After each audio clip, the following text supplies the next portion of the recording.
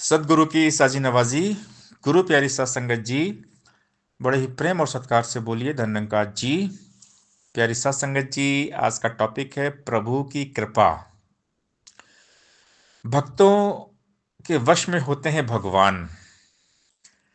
जो अनंत भक्ति करते हैं, अखंड भक्ति करते हैं, इस निरंकार दातार में हमेशा डूबे रहते हैं, तो परमात्मा उनके वश में हो जाते हैं। और इतिहास गवाह है। हमने देखा है भक्त प्रहलाद की पूरी कहानी, हमने टीवी में देखा है और सुना है, पढ़ा है कि भक्त प्रहलाद, उनके पिता हिरण्यकश्यप ने उन्हें कितना तकलीफ दिया, क्योंकि हिरण्यकश्यप खुद को भगवान बोलते थे और डर के कारण उनकी सारी प्रजा भी हिरण्यकश्यप को भगवान बोलती थी। लेकिन उनका बेटा भक्त प्रहलाद उनको सिर्फ अपना पिता ही मानता। तो ये बात हिरण्यकश्यप को अच्छी नहीं लगी और उसने बहुत यातनाएं दी, बहुत कष्ट दिए कि नारायण का जाप करना छोड़ो। प्रहलाद जी हमेशा बोलते थे ओम नमो भगवते वासुदेवाय नमः। वो उसी धुन में थे, इसी निरंकार में हमेशा हर पल हर घड़ी उनका चलता था सिमरन, जाप। और ये बात उनके पिता हिरण्यकश्यप को बिल्कुल अच्छी नहीं लगती थी और इसी बात के चलते बाप बेटे का बन गया दुश्मन और अपने बेटे को मारने की पूरी प्लानिंग की कि इसको जान से मार दो। ये मेरी बात सुनता नहीं है, ये नारायण का जाप करता है, ये निरंकार का जाप करता है, दिन भर ओम नमो भगवते वासुदेवाय करता है, ये मेरा नाम नहीं लेता। क्योंकि उसको घमंड था कि भगवान तो मैं हूँ लेकिन ये मेरा नाम नहीं लेता है। तो इसी बात के चलते वो उसको ख़त्म करने की प्लानिंग करने लगा, इसको मार दो, ना रहेगा बांस तो ना बजेगी बांसुरी। क्योंकि पूरे राज्य में सिर्फ बेटा जो प्रहलाद था हिरण्यकश्यप का, वही उसकी बात नहीं मानता था, बाकी सब मानते थे। तो प्लानिंग के अनुसार उनकी बहन होलिका, जिनको वरदान था कि अग्नि उसको नहीं जला पाएगी, और गोद में लेकर बैठ गई। लेकिन प्रभु की कृपा से उल्टा हो गया, होलिका जलकर भस्म हो गई और भक्त प्रहलाद बच गए। यह है भक्ति की शक्ति। क्योंकि भक्त प्रहलाद दिन रात परमात्मा में डूबे थे, दिन रात मगन, मस्त। रंग लग गया, निरंकार का रंग लग गया और भक्त प्रहलाद को कुछ अच्छा लगता ही नहीं था भगवान के सिवा।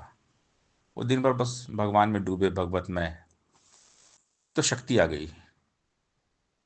तो भक्ति में बहुत शक्ति होती है, बस हम भक्ति कर पाए। क्योंकि आज इतिहास में अगर हम भक्त प्रहलाद जी का नाम लेते हैं तो यूं ही नहीं लेते। और आज जो ये होली का त्यौहार हम साल में मनाते हैं ना, संसार में जो होली खेली जाती है, ये भक्त प्रहलाद की भक्ति का प्रतीक है त्यौहार। ये होलिका दहन यही बताता है कि हमें जो शक्तियां मिलती है ना, उसका दुरुपयोग नहीं करना है। होलिका को वरदान था, लेकिन उसने अपनी शक्ति का दुरुपयोग किया, एक छोटे से नन्हे बालक को मारने का प्रयास किया, तो वरदान फेल हो गया। अगर हमें कुछ मिला है ना, होली का त्यौहार बहुत कुछ सिखाता है। अगर प्रभु की कृपा से हमें कुछ ही मिला है, तन मन धन से, कोई ताकत मिल गई, कोई शक्ति मिल गई, दौलत मिल गई, कुछ भी मिल गया लाइफ में, तो हमने उस वरदान का हमने मिस यूज नहीं करना है। वरना वरदान भी अभिशाप बन जाता है, वरदान भी श्राप बन जाता है। और होलिका के साथ यही हो गया। होलिका को वरदान था, लेकिन वरदान फेल हो गया, बेकार हो गया, क्योंकि उसने गलत काम किया। उसने भक्त को परेशान किया, भक्त को सताया। जिसके ऊपर हाथ रखे जो चाहे करवा सकता, एक छोटी सी चींटी से हाथी को मरवा सकता हाथ गुरु का, जिसके ऊपर वह दुनिया से डरता नहीं। इसके सेवक का सेवक कभी मौत से मरता नहीं। जब तक भी आप न चाहे मारे जग की हिम्मत ना, जी न मरना हाथ किसी के और किसी की ताकत ना। विमुख मूर्ख सोच में डूबा, सोच ने इसको मार लिया। अवतार गुरु वह, मरे न जन्मे इस नाम चितार लिया। इसने इस नाम निरंकार को चित्त में धारण कर लिया, निरंकार में डूब गया, खो गया, भक्त प्रहलाद जी की तरह। तो फिर भगवान हर पल अपने भक्त की रक्षा करते हैं। भक्तों के रखवाले हैं भगवान। फिर लास्ट में क्या हुआ, जब हिरण्यकश्यप हार गया तो उसने डिसाइड किया कि मैं खुद आज वध कर दूंगा। उसने अपने बेटे का वध करने का फुल प्लान कर दिया। यानी एक पिता अब अपने बेटे को ही मार देगा जान से। और फिर इतिहास गवाह है क्या हो गया, कि नृसिंह अवतार भगवान ने धारण कर लिया। खंबे से भगवान प्रकट हो गए, जबकि उसको वरदान था हिरण्यकश्यप को कि तुम दिन में नहीं मरोगे, रात में नहीं मरोगे, ना घर के अंदर मरोगे ना घर के बाहर मरोगे। बहुत सारे उसको वरदान थे, लेकिन होगा वही जो मंजूर खुदा होगा। भगवान प्रकट हो गए खंबे से, नृसिंह अवतार लेकर हिरण्यकश्यप को चीर फाड़ डाला, क्योंकि उसने भक्त को सताया। तो जब भक्तों को सताते हैं ना, भगवान उनका बुरा हाल करते हैं। भगवान अपने भक्त का अपमान बर्दाश्त नहीं करते। कोई भगवान के भक्त को तकलीफ दे, दुख दे, भगवान को बर्दाश्त नहीं होता। उसका तो भगवान सर्वनाश कर देते हैं। अपने भगत को कोई परेशान करे, भगवान के भगत को भगवान से देखा नहीं जाता। भगवान का कोई अपमान करेगा, भगवान सह लेंगे। हम भगवान को भला बुरा कहेंगे, भगवान सह लेंगे, भगवान सामने से कुछ नहीं करते। लेकिन अगर भक्त को सताया तो भगवान फिर छोड़ते नहीं हैं। इसलिए कभी किसी भक्त को, संत को, साधु को सताना नहीं चाहिए। रावण ने सताया, खरदूषण ने सताया, संतों को सताया। जब संत पूजा पाठ करते, हवन करते, तो राक्षस आके हड्डी वहां डालते या पानी डालते, आग बुझा देते थे। तो बहुत परेशान करते। भगवान से देखा नहीं गया। भगवान राम ने चुन चुन के सबको मारा। भगवान ने चुन चुन के सबको मारा। तो भगवान से देखा नहीं गया कि उनके भक्तों को परेशान करे। जब जब हुए धर्म की हानि, बाढ़ असुर अधम अभिमानी, तब तब राम मनुष्य तंद रही, भगत हित लीला भो करही। फिर ये निरंकार साकार होता है।